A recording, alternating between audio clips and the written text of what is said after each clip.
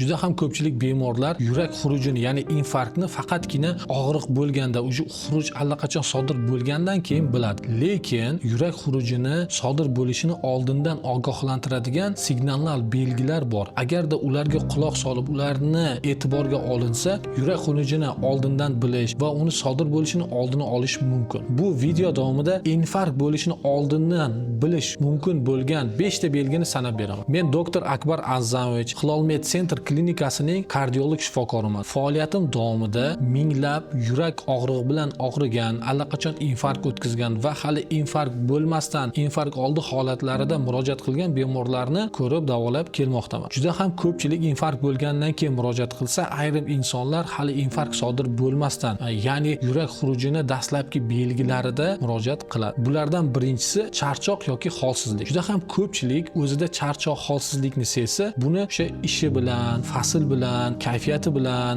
bog'laydi va bunga e'tibor bermaydi. Lekin odatda yurak xuruji avval charchoq, hansirash, holsizlik bilan boshlanadi. Ayniqsa bu belgilar kunning ikkinchi yarmida bemorlar jismoniy harakatlar qilgandan keyin, turli xildagi yuklamalarni bajargandan keyin yoki turli xil stresslardan keyin namoyon bo'lsa, bu ko'proq yurakka tegishli bo'ladi. Bunday holatlarda shifokorga murojaat qilish va tekshiruvlardan o'tish yurak xuruji sodir bo'lishini oldini olishga yordam beradi. Ikkinchi signal bu jag', tish, chap quloq, chap qo'l yoki kuraklar orasida sanchiq va og'riqlarning bo'lishi. Ayniqsa bu og'riqlarni zinadan ko'tarilganda, tepaliklarga yurganda yoki uzoqroq masofaga yurganda sodir bo'lishi aynan yurak xurujiga olib keladigan kasallik mavjudligini anglatadi. Shuning uchun jismoniy harakatlar bilan bog'liq yuqoridagi sohalarda og'riqlar kuzatilsa, albatta shifokorga murojaat qiling. Uchinchi muhim signal bu gorizontal yotganda, ya'ni yotgan vaqtda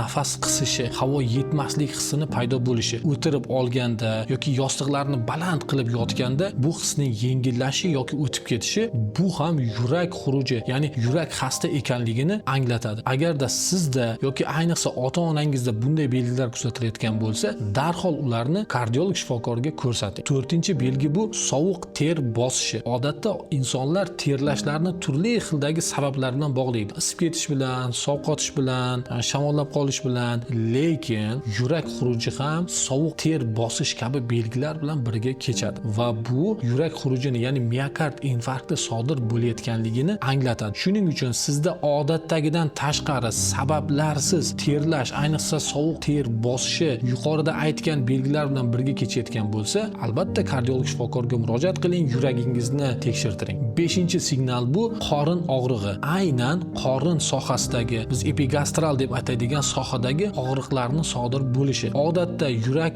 og'rig'i ko'krak qafasida sodir bo'lsa, ayrim holatlarda, ayniqsa yurakning orqa devorida sodir bo'ladigan infarkt yoki stenokardiya xurujlari qorin sohasidagi qorin og'rig'iga o'xshash og'riqlar bilan kechadi. Buni ham belgisi odatda og'riqlar boshqa, ya'ni ovqat hazm qilish bilan bog'liq bo'lmagan og'riqlar bilan kechadi. Ya'ni u og'riqlar hech qanday ovqat yeyish bilan, dorilar qabul qilish bilan bog'liq bo'lmaydi. Aksincha, asabiylashish, qon bosimining ko'tarilishi, jismoniy harakatlardan keyin sodir bo'ladi va ko'proq bunday holatdagi og'riqlar e'tiborsizlik tufayli yoki og'riqni oshqozon og'rig'i deb o'ylab oshqozonga dorilarni qabul qilish sababli infarktgacha o'tkazib yuborilishiga sabab bo'ladi. Ko'rib turganingizdek, yurak har doim ham og'riq bilan, ya'ni ko'krak sohasidagi og'riq sanchiqlar bilan kechmaydi. Uni yuqorida sanaganim boshqa belgilari ham bor. Shuning uchun agarda sizda yoki yaqinlaringizda yuqoridagi belgilar kuzatilayotgan bo'lsa, avvalo hayolingizda yurak kasal emasmikan degan savol tug'ilishi kerak. Va bunday holatlarda albatta kardiolog shifokorga ko'rinib, yurakni